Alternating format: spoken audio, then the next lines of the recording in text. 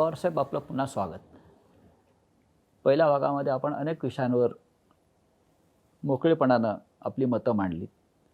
मग करोना असेल, लॉकडाऊन असेल, राज्यातलं राजकारण असेल. राज्यातलं राजकारण आपण 6 महिन्यापूर्वी बदलून टाकलं. 6 महिने हा एक परीक्षेचा काळ असतो. जसं पूर्वी वार्षिक परीक्षा, सहामाही परीक्षा आणि मग ते प्रगती पुस्तक येतं पालकांकडे. तसं 6 महिन्यातलं प्रगती पुस्तक पालक म्हणून आपल्याकडे आलंय का?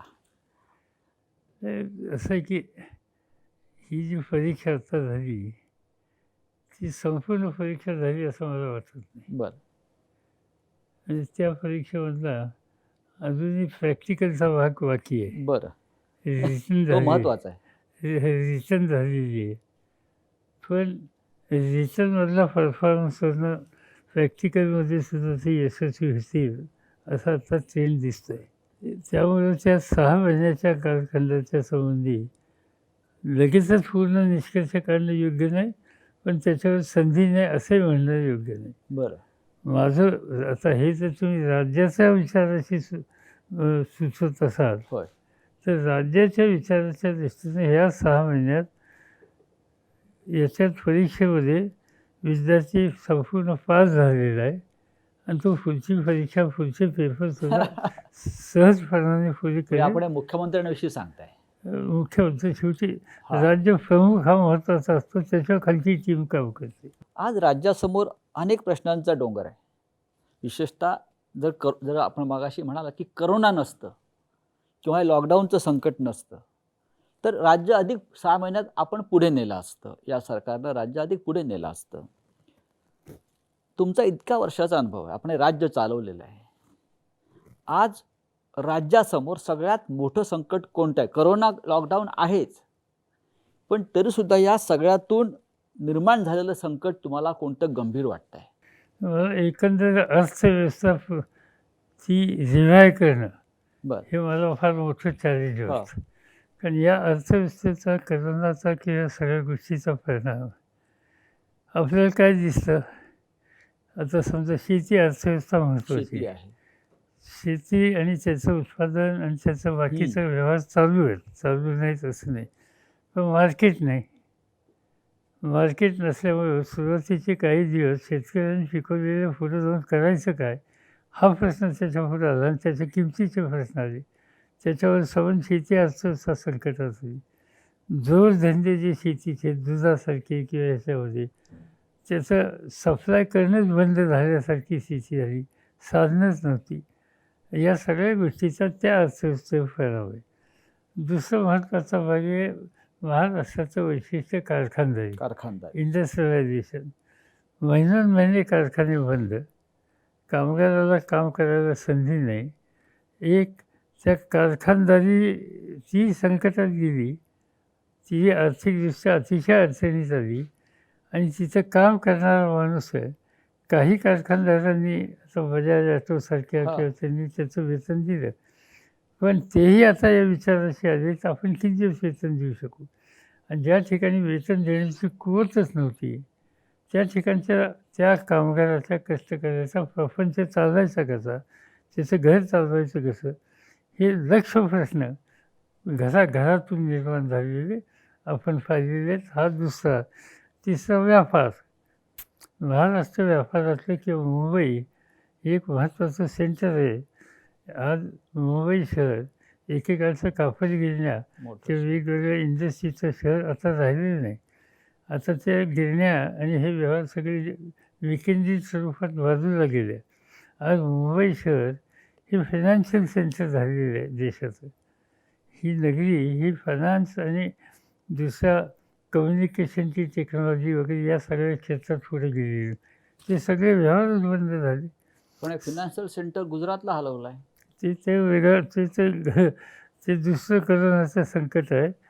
पण आज इथं आता आपण ज्या भागात आता इथं बसलो आहे त्या परिसरामध्ये ओळीने जाणीवपूर्वक प्रयत्न करून आम्ही देशातल्या बँका इथं आणल्या. आता त्या सगळ्या बँकांचे व्यवहार गेले 2 महिने जवळपास ठप्प झालेले होते. त्यामुळं वाणिज्याच्या संबंधीचे विषय असो, शेतीचे असतील, कारखानदारीचे असतील, हे सगळे पूर्णपणाने थंडावलेले होते. या सगळ्या गोष्टीचा दुष्परिणाम प्रत्येक घराघरात झालेला होता.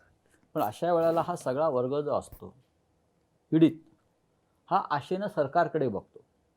कारण सरकारला आपण मायबाप सरकार जेव्हा म्हणतो तेव्हा हे सरकार आमची चूल पेटवेल, हे सरकार आमच्या पोटापाण्याची व्यवस्था करेल, ही जनतेची अपेक्षा असते सरकारकडून. अशा वेळेला सरकार म्हणून काय करणार? कारण आज सरकारकडे जे एका मंत्र्यांचं मी निवेदन ऐकलं की कर्मचाऱ्यांचे पगार द्यायलाही पैसे उरलेले नाहीत असं ते म्हणतात. अशा वेळेला राज्य कसं जाणार? दोन गोष्टी आहेत. त्याच्यातलं एक तर नागरिकांचं माझ्या मते या सगळ्या परिस्थितीत अत्यंत समंजसपणाची भूमिका त्यांनी घेतली. सरकारकडून त्यांच्या अपेक्षा आहेत, पण त्यांना हेही ठाऊक आहे की सरकारचीच आवक थांबलेली आहे. आणि त्यामुळे सरकारचीच आवक थांबलेली हे सामान्य जणांच्या नजरेला येतं. तर लोकसुद्धा आपण किती आग्रह करायचा, किती हट्ट करायचा, किती त्यासाठी वेळप्रसंगी संघर्ष करायचा का काय, या सगळ्या गोष्टीत अत्यंत सामंजस्य लोकांनी दाखवलेली.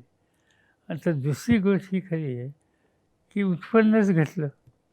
आता मला एका अत्यंत जबाबदार अधिकाऱ्यांनी सांगितलं की समजा मी सहज त्यांना विचारत होतो की तुमचं आता यंदाच्या वर्षी बजेट तुम्ही मांडलं, महाराष्ट्राच्या विधानसभेमध्ये बजेट मांडलं आणि त्याच्यानंतर करोना आला. ते विधानसभेचं काम संपल्यावर हा आला, बजेट मंजूर झाल्यावर. आता त्या बजेटमध्ये राज्याच्या उत्पन्नाचा काय विचार केला होता? तो विचार केला होता काहीतरी 3,90,000 कोटीच्या आसपास. आकडा माझा चुकत असेल पुढं मागं, असा काहीतरी आकडा होता. याचा अर्थ मग 3 महिने आता काल गेले, या 3 महिन्यात त्याचं किती उत्पन्न येईल ह्याचं कॅल्क्युलेशन जर केलं तर जो आपण मूळ आकडा धरला होता त्याच्यात 50% पेक्षा जास्त फटका या 3 महिन्यातच बसला असं दिसतं. याचा अर्थ सरकारची सुद्धा आर्थिक ताकद ही संकटात जायला लागलेली आहे. आणि त्यामुळे सरकारला सुद्धा मर्यादा. आज एका मंत्र्यांचं जे स्टेटमेंट आपण सांगितलं ती गोष्ट खरी आहे की हे, आणि मी हे ऐकलं आहे, अर्थमंत्र्यांच्याकडनं मी ऐकलं आहे. पण तरीसुद्धा त्यांचा सतत प्रयत्न आहे काही करून वेतन द्यायचं, आणि ते वेतन दिले आजच्या महिन्याप्रमाणे, आजच्या महिन्यापर्यंत. पण कदाचित पुढं कर्ज काढावं लागण्याची परिस्थितीसुद्धा. या मोठ्या आपत्तीमध्ये केंद्र सरकारनं राज्यांना मदत केली पाहिजे असं आपल्याला वाटत नाही? 100%. म्हणजे यावेळेला केंद्रानेच मदत राज्यांना करायला पाहिजे. पुन्हा हा राज्याचा गाडा उभा करण्याच्यासाठी, कारण शेवटी केंद्राचे काय, केंद्राचं उत्पन्नाचे मार्ग काय, त्यांचे सगळे उत्पन्नाचे मार्ग राज्यातूनच आहेत. राज्याची अर्थव्यवस्था, राज्याचे व्यवहार, राज्याचं उत्पादन हे गतिमान झालं आणि त्याच्यातून संपत्ती निर्माण होईल, त्याचाच भाग केंद्राकडे मिळणार आहे. आणि त्यामुळे केंद्राला आपलं दुकान चालवण्याच्यासाठी सुद्धा पहिल्यांदा राज्याची दुकानं चालवली पाहिजेत. आणि राज्य हे सुदैवानं केंद्राकडं रिझर्व्ह बँक आहे, केंद्राकडे नोटा छापायचा अधिकार आहे, केंद्राकडे 2 पैसे जागतिक बँकेसारख्या किंवा एशियन बँकेसारख्या ठिकाणी उभा करण्याची कुवत आहे. तो त्यांचा आधार, ते काही राज्याला शक्य नाही. राज्यांना उद्या पैसा उभा करायचा असेल कर्ज रूपाने तर त्यांना स्वतःच्या निर्णयांनी करता येत नाही. त्याला केंद्र सरकारने प्रत्येक राज्याला तुम्ही किती कर्ज काढायचं याची लिमिट ठरवून दिलेली असते. आणि त्यामुळं राज्याला मर्यादा आहेत. आज वेळ प्रसंगी या संकटाच्या काळात आंतरराष्ट्रीय संस्थेच्याकडून सुद्धा कर्ज काढून आपण राज्य चालवली केली पाहिजे. ते राज्य आपण पुन्हा एकदा स्थिरतावर केली तर आपण संपत्ती तयार करू आणि घेतलेलं कर्ज परत करू शकू. आपण मोदींचे गुरु आहात असं ते म्हणतात. अशा वेळेला आपण आपल्या शिष्याला सांगायला पाहिजे की देशाच्या अर्थव्यवस्थेविषयी आपल्याला काही निर्णय कठोरपणे घ्यावे लागतील. असं पहिल्यांदा गुरु असं म्हणून की त्यांनाही अडचणीत आणू नका, मला अडचणीत आणू नका. गुरु राजकारणात कोणी कोणाचा गुरु असत नाही. त्याला आपल्याला सोयीची भूमिका आम्ही लोक एकमेकाच्या संदर्भात मांडत असतो, याच्यापेक्षा दुसरं काही नाही. पण अलीकडे काय माझी त्यांची भेट नाही. हे करोनाचं संकट आल्याच्या नंतर काहीतरी या सगळ्या राजकीय पक्षाच्या लोकांच्या वरच्या काही चर्चेत बोलणं यापेक्षा वेगळं नाही. मला स्वतःला असं वाटतं की आत्ता या सगळ्या परिस्थितीमध्ये अर्थव्यवस्था रिव्हाईव्ह करण्याच्यासाठी मोदींनी काही जाणकारांची मदत घेण्याच्या संबंधीची आवश्यकता होती. आता एक ग्रस्त रिझर्व्ह बँकेची गव्हर्नर होते इथं. दुर्दैवानं काय झालं मला माहिती नाही, पण ते सोडून गेले. आता ही अशी जी माणसं आहेत किंवा डॉक्टर मनमोहन सिंग म्हणजे त्यासारखे देशाला लोक एका मनमोहन सिंगची गरज आहे का? 100% गरज आहे. कारण मनमोहन सिंग जेव्हा हे झाले फायनान्स मिनिस्टर झाले त्याच्या मंत्रिमंडळात मी होतो आणि मला माहिती आहे की त्यावेळी फायनान्शियल क्रायसिसमधनं कसे आम्ही जात होतो. पण मनमोहन सिंगांनी एक नवीन दिशा दिली. त्याला 2 कारणं आहेत. म्हणजे मनमोहन सिंगांना जसं मी श्रेय देतो तसं नरसिंगरावांना श्रेय देतो. बरं.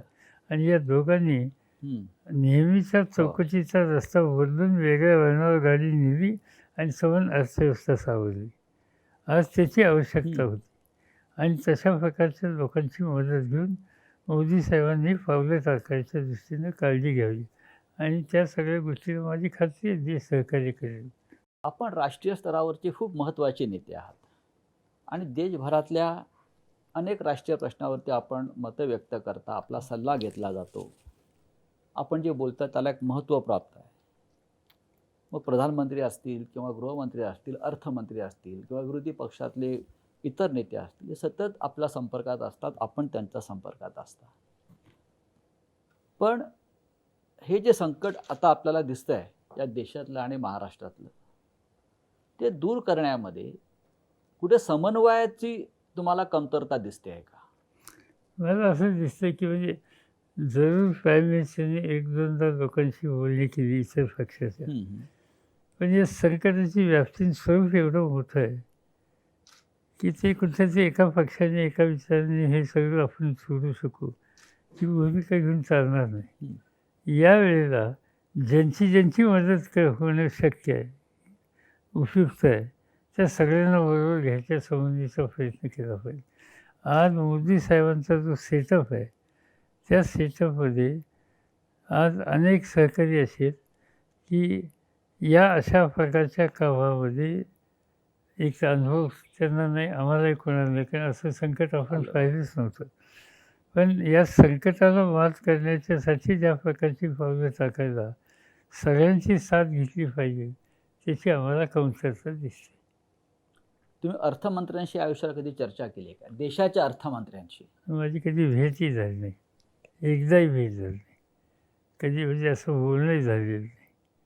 आणि असे प्रश्न ज्यावेळी देशाची अर्थव्यवस्था संकटात जातात त्यावेळेला एक प्रकारचा डायलॉग पाहिजे. तो डायलॉगची प्रक्रियाच नाही तिथं. हा डायलॉग संपलेला असं वाटतं आपल्याला? नाही, काही लोकांच्या कामाची पद्धत असते की त्याच्यात आता म्हणजे आता प्रणव मुखर्जी होते अर्थमंत्री, प्रणव मुखर्जी होते किंवा चिदंबरम होते किंवा मनमोहन सिंग होते. अनेक वेळेला मी पाहिलो की ते अन्य पक्षाच्या किंवा अन्य जाणकारांची तासनतास बसवत आणि त्यांची मतं घेत असत. आता घेतात का नाही मला माहिती नाही, कारण आमच्या बाकीच्या लोकांना तिथं वेगळ्या विचाराचा प्रवेश असं दिसत नाही आणि त्यामुळं ते घेतात का, कारण घेतल्याचे परिणाम कुठे जे दिसायला हवेत बाहेर तेही दिसत नाहीत. हे संकट जे आहे, कोरोना असेल, लॉकडाऊन असेल, अर्थव्यवस्था असेल, ते मोठंच आहे. हे संकट सुरू असताना देशावरती अजून एक संकट अचानक आलं, ते म्हणजे देशावर झालेला चीनचा हल्ला. आपल्या सीमांवरती अशांतता आहे, म्हणजे चीनचे लोक आतमध्ये घुसलेत अशा प्रकारचे आरोप होत आहेत पुराव्यासह. तुम्ही या चीनच्या संकटाकडे या क्षणी कसं काय पाहता? असं की माझा या सगळ्या प्रश्नाकडे बघण्याचा दृष्टिकोन हा वेगळा आहे. हां, आपण या देशात गेले अनेक वर्ष जनमानसामध्ये आपला विरोधक कोण, शत्रू कोण ह्याचा ज्यावेळी विचार करतो त्या भारतीय मनावर पहिल्यांदा पाकिस्तान येतं. हो. माझं पहिल्या दिवसापासून अनेक वर्षाचं मत आहे, पाकिस्तान हा आपला खरा, त्याच्यापासून खरी चिंता आपल्याला नाही. पाकिस्तान हा आपल्या विचाराशी नाही, ही गोष्ट खरी आहे. पाकिस्तान आपल्या हिताच्या विरोधी पावलं टाकतो, ही खरं आहे. पण लाँग टर्मच्या दृष्टीनं आपल्या सगळ्यांच्या हिताची बाबतीत खरंच संकट निर्माण करण्याची ताकद आणि दृष्टी आणि कार्यक्रम फक्त चीनचा आहे. आणि चीन हे आपल्या देशाच्या दृष्टीनं मोठं संकट आहे. आणि चीन हे संकट आहे, त्यामुळे चीनच्यापासून आपल्याला होणारा उपद्रव हा साधासुद्धा नाही. पाकिस्तानची लष्करी शक्ती आणि चीनची लष्करी शक्ती याच्यात जमीन अस्मानाचा फरक आहे. आज आपली लष्करी शक्ती, आपलं हवाई दल, आपलं नाविक दल, आपलं सैन्य दल, आपली बाकीची सगळी स्फोटकं आणि चीनची याच्या संबंधीची तुलना केली तर कदाचित 10ला 1 हे प्रमाण पडू शकत. म्हणजे आपल्यापेक्षा इतक्या अधिक पटीने त्यांच्याकडे या गोष्टी आहेत. आणि हे त्यांनी वर्षानुवर्ष जाणीवपूर्वक प्रयत्न करून बांधलं आहे. त्यांचं भारत किंवा या देशांच्यावर कधी लक्ष नव्हतं अलीकडे, आणि ती त्यांची पॉलिसी होती. म्हणजे मी एक उदाहरण सांगतो. आपण संरक्षण मंत्री होता देशाचे, आणि त्यावेळेला आपण अनेकदा चीनच्या दौऱ्यावर गेलेला आहात किंवा त्या तिकडल्या नेत्यांशी चर्चा केलेली आहे. म्हणून मी विचारतो की आपला दृष्टिकोन तेव्हा काय होता? माझं अगदी त्यावेळेचं ठाम मत होतं की आपल्याला खरी चिंता पाकिस्तानची करायची आवश्यकता नाही, चीनचीच आहे. आणि त्याचं एक साधं उदाहरण सांगतो. मी चीनमध्ये गेलो डिफेन्स मिनिस्टर म्हणून. माझ्यावर वोरा होते. वोरा हे त्यावेळची डिफेन्स सेक्रेटरी, नंतर ते काश्मीरमध्ये 10 वर्ष राज्यपाल होते. तर 7 दिवस आम्ही चर्चा केली, मी आणि डिफेन्स मिनिस्टरनी तिथल्या. त्यावेळेला हिमालयन बॉर्डरवर आपलं सैन्य होतं, त्यांचंही सैन्य होतं. आणि हिमालयन बॉर्डरवर सैन्य ठेवणं हे अत्यंत खर्चिक होतं आणि हवामानाच्या दृष्टीने सुद्धा आपल्या जवानांना अतिशय त्रासदायक होतं. सोन बर्फ वगैरे वगैरे येतं. आणि त्यावर त्या 6-7 दिवसाच्या चर्चेत आम्ही दोघांनी आपलं सैन्य मागं घ्यायचं या विचारावर एकमत केलं. आणि तो एकमत करून आम्ही तो कराराचा ड्राफ्ट तयार केला. मी तो नरसिंगरावांच्याकडे पाठवला. तो प्राईम मिनिस्टर होते, त्यांनी त्याला मान्यता दिली. आणि चीनच्या डिफेन्स मिनिस्टरने मला सांगितलं की आमच्या प्राईम मिनिस्टरला हा ड्राफ्ट दाखवायचा आहे, तुम्ही माझ्यावर चला. ठीक आहे म्हणले. कुठं काय? नाही म्हणले ते विश्रांतीला कुठं गेले. त्यांनी कुठे गेले हे सांगितलं नाही. मला सांगितलं उद्या सकाळी आपण जाऊया, 7ला तयार राहा. मी 7ला तयार राहिलो आणि विमानतळावर आम्ही गेलो. आणि विमान डिफेन्सच्या त्यांच्या बसलो. कुठं राहिलो त्यांनी सांगितलं नाही. 3 तासांचे प्लेन उतरलं आणि एका सागरी किनाऱ्यावर अजिबात लोकसंख्या नाही. आणि जिथं ते उतरलं तिथं फक्त चांगले बंगले होते. मी विचारलं कुठं आलो आहे आपण? त्यांनी सांगितले कम्युनिस्ट पार्टीचे कॉलेज वगैरेचे जे मेंबर आहेत त्यांच्या विश्रांतीसाठी हा सगळा परिसर आहे. इथं कोणी लोकसंख्या नाही, सागरी किनारा आहे आणि प्रधानमंत्री इथं आहेत. ली पांग त्यांचं नाव. आम्ही गेलो. ठरलेल्या वेळी त्यांना हा आमचं अंडरस्टँडिंग काय ते सगळं दाखवलं. आणि साधारणतः 11 वाजेपर्यंत हे सगळं झालं. आणि नंतर त्यांनी आम्हाला जेवायला बोलवलं होतं 1 वाजता. आता 11-11:30पर्यंत हा सगळं जी काही चर्चा होती ती संपली. आता 1.5 तास मोकळा होता. जेवत होतो तिथं कुठे जायलाही जागा नाही, काही शहर नाही, काही नाही, काही नाही. तर आता हा 1.5 तास 1 तास कसा घालवायचा मी विचार करत होतो. तो प्राईम मिनिस्टरनी मला सुचवलं लेट्स वॉक. म्हणजे समुद्र किनाऱ्यावर आपण चालूया. छान म्हणजे हे आहे सागरी किनारा आहे. म्हणजे गोल्डन ऑपॉर्च्युनिटी त्या निमित्ताने त्यांच्याशी बोलता येईल. आणि मग आम्ही आपलं त्या किनाऱ्यावर चालत होतो 1-1.25 तास. मी अनेक प्रश्न त्यांना विचारत होतो. तर मला एकच गोष्ट सांगायची की माझं सगळं टार्गेट अमेरिका आहे, जपान आहे. आणि मला म्हणजे ही आता 30 वर्षापूर्वीची गोष्ट आहे, 29 वर्षापूर्वीची. मला जगातली महासत्ता आर्थिक क्षेत्रातली चीन बनवायची. आणि अमेरिकेच्या तोडीस तोड चीन उभा राहू शकतो हे तिचं जगाला दाखवायचं. अमेरिकेच्या नंतर किंवा त्यांच्या बरोबरीने किंवा त्यांच्यापेक्षा सुद्धा अधिक पुढे गेलेला देश चीन मला दाखवायचा. आणि ते सतत चीन जपान म्हणजे अमेरिका जपान ह्याच्याशी सांगायचे. आता ही सगळी चर्चा झाली. मी सहज त्यांना विचारलं, तुमच्या शेजारी देशांच्याबद्दलचं काय उदाहरण राहणार आहे? तर ते हसले आणि ते म्हणले की आमचं टार्गेट ते आहे. शेजारच्या लोकांचा आम्ही आत्ता विचार करत नाही, बघूया 5-25 वर्षांनी विचार करू. तेव्हा माझ्या डोक्यात आलं की उद्या भारताच्या समोरचं संकट आलं तर ते आज नाही 25-30 वर्षांनी येईल. ते आता आलंय. आणि आता काय झालं, आता चीन आर्थिकदृष्ट्या मजबूत झाला आहे आणि आता आपण बघतोय त्यांचं टार्गेट हिंदुस्थान आहे. म्हणजे मोदी साहेबांनी तिथं जाऊन काय त्यांच्याशी दोस्ती केली, त्यांना इथं आणून झोपायला बसवलं आणि सगळं भारतीय कपडे शिवले. हे सगळं करून त्यांनी भयंकर काहीतरी आपण एकमेकाच्या हातात हात घेऊन किंवा गळाभेट करून देशाची दोस्ती होते असं एक चित्र निर्माण केलं.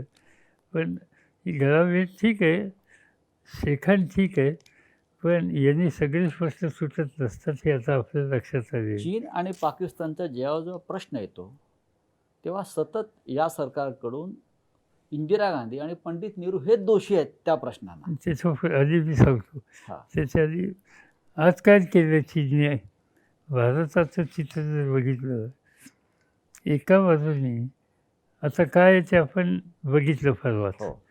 काही ठिकाणी आपल्याशी वेगळ्या पद्धतीने संघर्ष त्यांनी केला, पण भारताच्या भोवतीच असलेल्या प्रत्येक देशाला त्यांनी आपल्यापासून बाजूला नेलं. पाकिस्तान त्यांच्याबरोबर गेला आहे. नेपाळ जो नेहमी म्हणजे मोदी साहेब प्रधानमंत्री झाल्या पहिल्यांदा नेपाळला गेले, पशुपतीच्या मंदिरात जाऊन पूजा केली आणि पहिलं हे हिंदू राज्य म्हणून त्याचं कौतुक केलं आमचे मित्र म्हणून. आज आपण नेपाळ हे आपल्याबरोबर चीन बरोबर आहे. त्याच्या शेजारचं राज्य तुम्ही बघा बांगलादेश. त्या बांगलादेशच्या निर्मितीसाठी आपण कष्ट केले या देशाने. आज बांगलादेशशी त्यांनी परवा करार केला आणि बांगलादेश त्यांच्यावर म्हणजे पाकिस्तान, नेपाळ, बांगलादेश आणि खाली श्रीलंका म्हणजे या चौबाजूने जे आपले जे शेजारी आहेत त्या सगळ्यांना चीनने आत्मसात केलेलं आहे आणि त्याच्यामध्ये भारताच्या विरोधी सूर आपल्याला ऐकायला मिळतो आहे. हे सवन या अलीकडच्या काळातलं योगदान आहे. आता हे नेहरू आणि इंदिरा गांधींना दोष देण्याच्या संबंधीची भूमिका घेतात. असं आहे की जवाहरलाल नेहरूंच्या कालखंडामध्ये प्रत्यक्षपणानं चीनचा किंवा त्याच्यापूर्वी आपला संघर्षाचं चित्रच नव्हतं. चीनचं खरोखर आपले सहकार्याचे सौहार्दाचे संबंध होते. आणि जवाहरलाल नेहरूंचा दृष्टिकोन हा होता की आज ना उद्या चीन महासत्ता होणार आहे, त्यामुळे त्याच्याशी सुसंवाद ठेवणं हे गरजेचं आहे. आपण संघर्ष करणं दोघांच्या हिताचं नाही आणि त्यामुळे त्यांनी संघर्षाची भूमिका घेतली नाही. या उलट ह्या शेजाऱ्यांना बरोबर घेऊन पंचशीलचं तत्त्वज्ञान त्यांनी जगाच्या समोर मांडलं या सगळ्यांना घेऊन आणि त्याच्यामुळे एक प्रकारची शांतता आपल्याला बघायला मिळाली. दुर्दैवानं पुढे चीनच्या नेतृत्वाने काही वेगळी भूमिका घेतली आणि त्याच्यातून आपला त्यांचा संघर्ष झाला हा भाग आहे. ते काय आपण दुर्लक्षित आपलं परराष्ट्र धोरण चुकतं असं आपल्याला वाटतंय का? मला काही फारसं असं वाटत नाही. कारण असं आहे की जवाहरलाल नेहरूंच्या काळात, इंदिरा गांधींच्या काळात आणि अटल बिहारींच्या काळात परराष्ट्र धोरणामध्ये काही फरक नव्हता आणि आज कमी प्रमाणात तेच चालू आहे. फक्त मोदी साहेब आल्याच्या नंतर त्यांनी काही वेगळा प्रयत्न करण्याचा एक दृष्टिकोन त्यांनी घेतला असं दाखवलं होतं, पण ते खरं टिकलं नाही. आज परराष्ट्र खातं बघितलं आणि त्या खात्यातली संपूर्ण यंत्रणा बघितली, जे आपले राज्य देशातले परराष्ट्राचे आपले अँबॅसेडर्स असतील किंवा या सगळ्यांचा आपण जुनी चालत आलेली आपली नीती आहे, त्याच्यापेक्षा वेगळी नीती घेतलेली नाही. चीनच्या प्रश्नाचं राजकारण करू नये असं आपण म्हणाला. म्हणजे नक्की काय? नक्की मी त्याच्यात असं म्हणलं हं, की हा जो परवा संघर्ष झाला, हं, तो संघर्ष जो आहे त्याच्यात निश्चित चीनची भूमिका चुकीची होती. हं, आणि तिचं काय होतं, म्हणजे आता माझ्याकडे तो कागद आहे, हे कोणतं खोरं, हं. गलवान व्हॅली. गॅलवान खोरं. आता गलवान व्हॅली जी आहे ही लडाखच्या मधला एक महत्त्वाचा भाग आहे.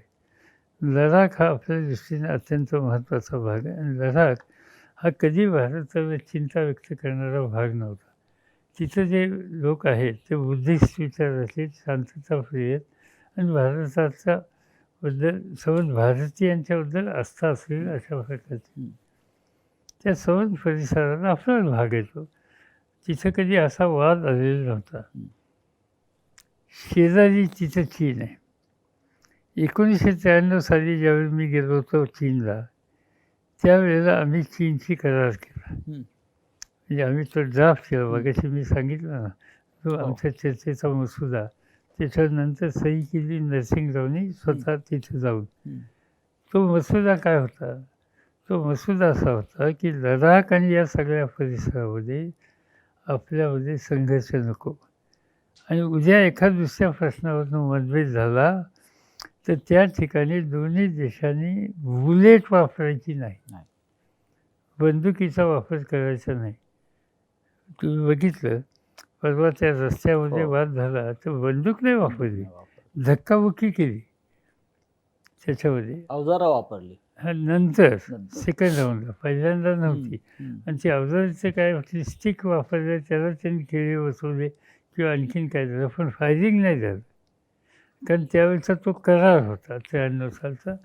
तो करार आपणही पाळला, त्यांनी काही प्रमाणात पाळला. आत्ता आपण तिथे एक रस्ता करायला घेतला आणि तो रस्ता कोणता? तो रस्ता म्हणजे आपण जवळपास त्याचं नाव, त्या रस्त्याचं नाव जे आपण जो प्रत्यक्षपणाने करायचा घेतला, त्या दुबरुक टू DBO म्हणजे दौलत बेग ओल्डी. दौलत बेग ओल्डी. हा जो भाग आहे दौलत बेग ओल्डी, जुना भाग आहे. सियाचीन आणि लडाखच्या मधला तो जवळचा भाग आहे. तो रस्ता आपण करतो 100% आपल्या हद्दीत करतोय आणि त्याच्या दुसऱ्या बाजूला चीन आहे. आता राहुल गांधींचं म्हणणं असं आहे. नाही, ते आपल्या हद्दीतून आपण त्या ठिकाणी करतोय, त्यामुळे काही चूक नव्हती. तिथं जी चीनने जी धक्काबुक्की तिथं केली आपल्या लोकांना ती योग्य नव्हती.